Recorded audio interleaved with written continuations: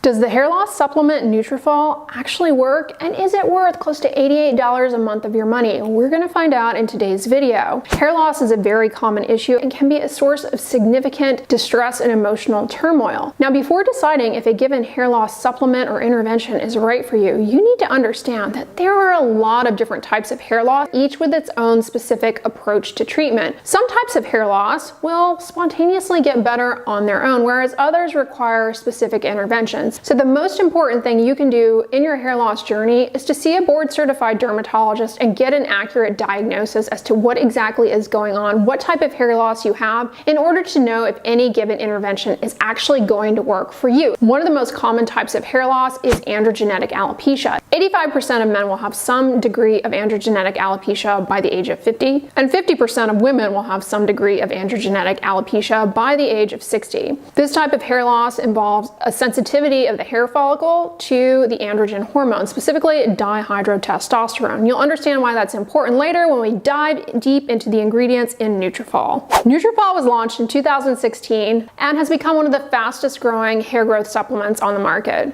Nutrafol contains at least 21 different ingredients, including their patented Synergen complex, which is a complex of different phytoactive compounds that have antioxidant, anti-inflammatory, stress adaptogenic, and dihydrotestosterone inhibiting properties. These phytocompounds include curcumin, piperine, tocotrienols, ashwagandha, and saw palmetto. Let's start with curcumin. It's a potent anti-inflammatory found in turmeric. Curcumin has been shown to lower inflammatory cytokine levels that are thought to play a role in hair follicle regression. Curcumin also inhibits expression of the androgen receptor on the hair follicle. Now, when we're talking about pattern hair loss, androgenetic alopecia, that's that really common type, they are very sensitive to the androgen hormones, namely dihydrotestosterone. So by reducing the receptor levels on the hair follicles, you might imagine that could offer some benefit there in that condition where the follicle is sensitive to these hormones. I mentioned piperine. Piperine co-administration with curcumin can increase the bioavailability of the curcumin significantly. Piperine comes from like black pepper. While there are a variety of different types of hair loss, it's crystal clear that stress responses do play a key role in a variety of different types of hair loss. The stress hormone cortisol, coupled with microinflammation at the hair follicle, seems to play a key role in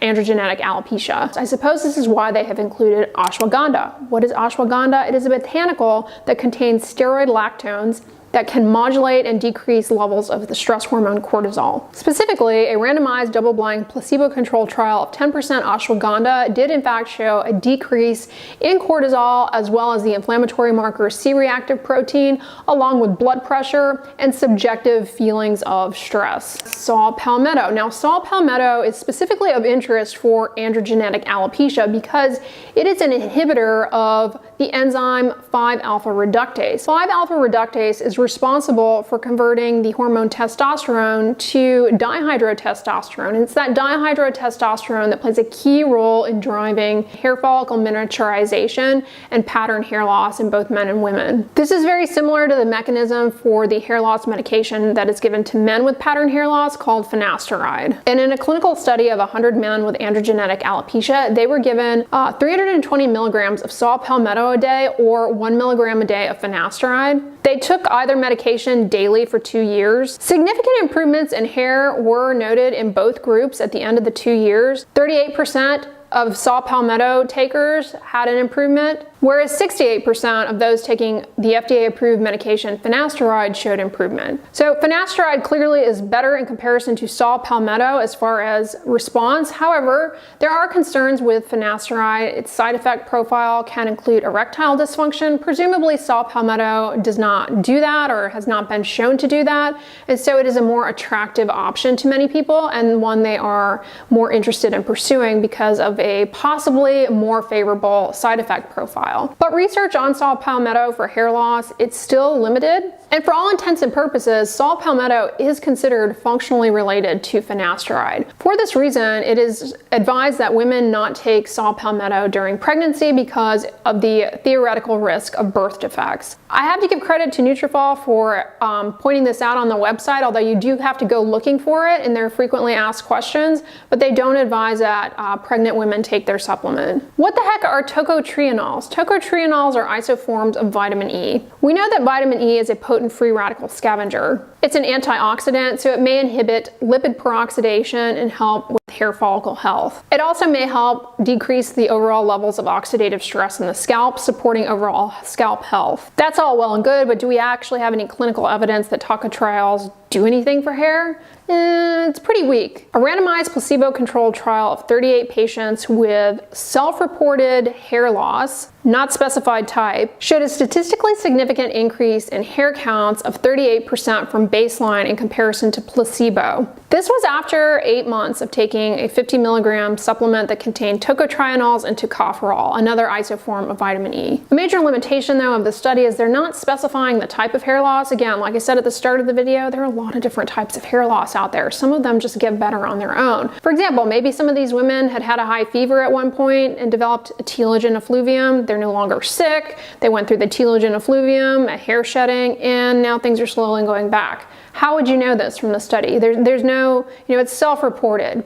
So that makes it difficult. There's also a wide range of ages presented in the study, which is significant because, as I've mentioned in other videos related to hair loss, in women, especially around menopause and subsequently thereafter, hair growth slows down and you do have age-related loss in hair density. Some of the people in the study had patchy hair loss, whereas others had diffuse, so there's just too many variables going on. It's very small, so there are a lot of issues here. This study only looked out to 8 months as well, so the long-term safety of taking something like this, hard to say for sure. And I will point out that there are studies to suggest that taking vitamin E supplements may actually promote the formation of some types of cancer, namely lung cancer in people who smoke. So just because it's a supplement does not mean it is completely safe and without any risk of side effects or harm. Nutrafol also has a variety of different types of amino acids. Amino acids can be found in proteins. They are the building blocks for strong, healthy hair, but you should presumably be getting those from your diet.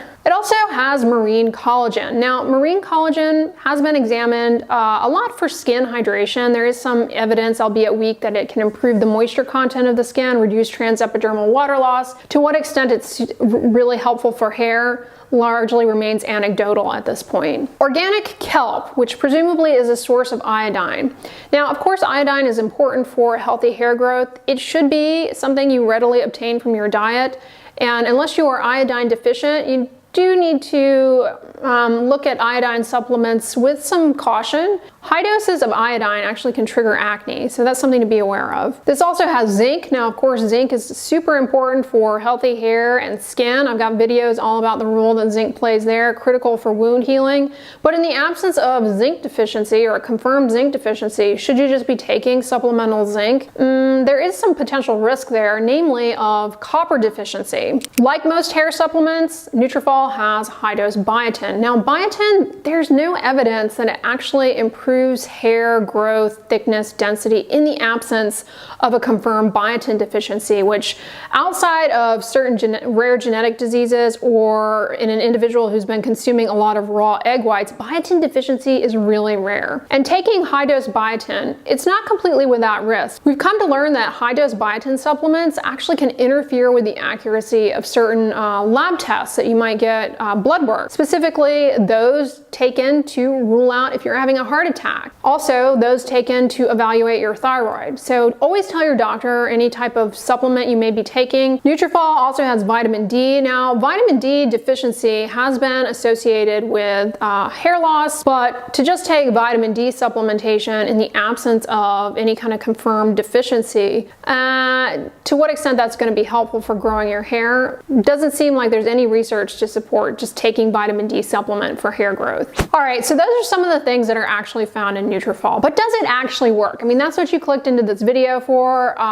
Does the supplement as a whole, does it actually work? The research to support its efficacy is pretty limited, but there are some studies, albeit they are funded by the company. So you have to take them with a grain of salt. But what do they show?